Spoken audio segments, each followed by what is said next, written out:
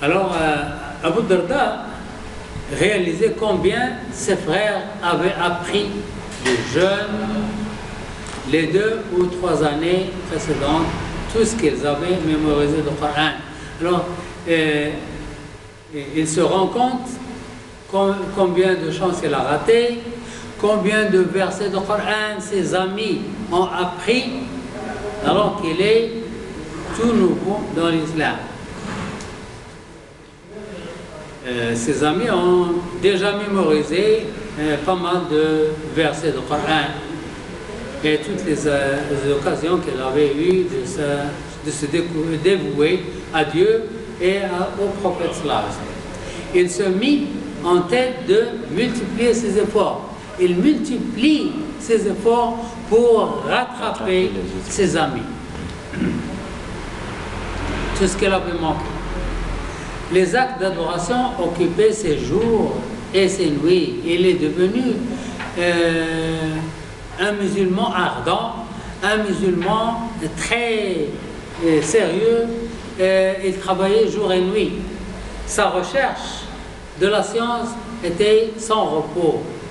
Dès qu'il est devenu musulman, il se donne à apprendre la science musulmane, c'est-à-dire apprendre le Coran, apprendre comment faire la salat, la zakat, le jeûne, etc., la salat nocturne, etc. Il passa énormément de temps à apprendre les versets du Coran et à essayer de comprendre la profondeur du message. Quand il se rendit compte que le commerce et les affaires venaient troubler ses actes d'adoration et l'empêcher de participer au cercle d'apprentissage, et il y réduisait sa participation sans hésitation ni regret. Il était commerçant, il arrête de vendre et d'acheter. Quelqu'un vint lui demander pourquoi il faisait tout cela et il répondait: j'étais marchand avant de prêter serment au messager d'Allah, qu'Allah le bénisse et lui accorde la paix. Puis je suis devenu musulman. J'ai voulu combiner le commerce et l'adoration, mais je n'ai pas pu atteindre ce que je désirais. Quand je suis dans la boutique, je perds des moments agréables avec le prophète. Si je vais avec le prophète, je rate le commerce.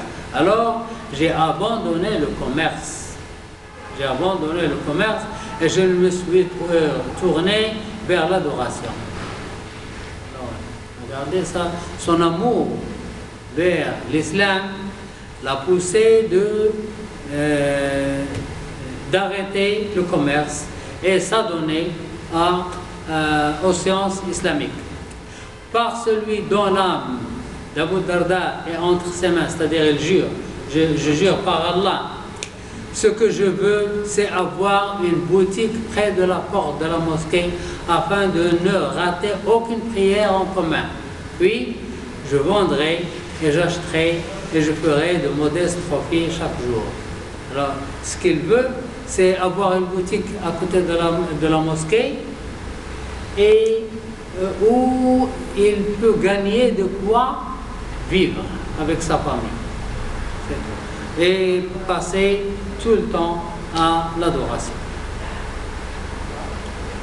Je ne suis pas en train de dire qu'Allah subhanahu wa ta'ala a interdit le commerce, non. Je ne dis pas que le commerce est haram, non. Mais je veux être parmi ceux qui, ni le commerce, ni les ventes, ne les distraient du souvenir de Dieu. Il veut être parmi les gens qu'Allah subhanahu wa ta'ala a dit La tulhihim tijaratun wa la bay'un an dhikrillah. Il y a des gens qui, ni le commerce, ni le vendre et acheter ne les distraient d'adorer Allah. L'adoration d'abord. Non seulement Abu Darda participa moins au commerce, mais elle abandonna également son style de vie, le style de vie. Il menait une vie très aisée. Il portait de la soie, de parfum, etc. Il abandonna également son style de vie jusque-là luxueux. Il se contenta seulement de strict minimum et portait des vêtements simples et suffisants pour couvrir son corps. La même chose est arrivée à Omar ibn Abd al-Aziz, le roi Omar ibn Abd al-Aziz, le roi Omeyyad.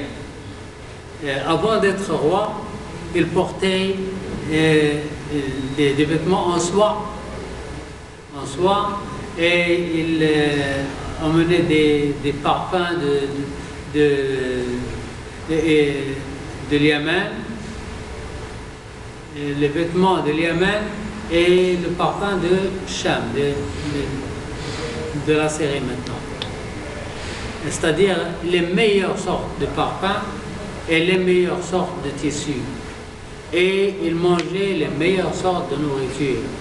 Dès qu'il devenait roi, il enlevait tous les vêtements en soie et il portait des vêtements en laine, c'est-à-dire qui n'est pas doux. Oui. Et il mangeait le minimum, il mangeait la nourriture des très pauvres, à tel point que une femme qu'il a élevée lorsqu'elle était petite, elle était à Medina Munawwara, elle est venue à Damas pour voir le roi, et elle n'était pas au courant que Omar était roi. Alors elle cherchait le roi, on l'a montré, on dit voilà le roi, elle ne l'a pas compris. Elle l'a regardé, elle dit mais tu n'es pas Omar. Elle dit mais je suis Omar. Elle dit non, Omar que je connais, il portait la soie, et il met des parfums et tout, mais toi tu portes des vêtements comme une personne très pauvre. Il dit c'est Omar. Alors il l'emmène chez lui. Maintenant il est roi. Il l'emmène dans une maison très modeste.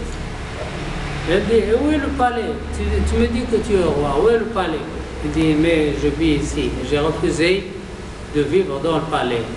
Je ne veux pas de palais. Moi je veux cette maison qui est modeste.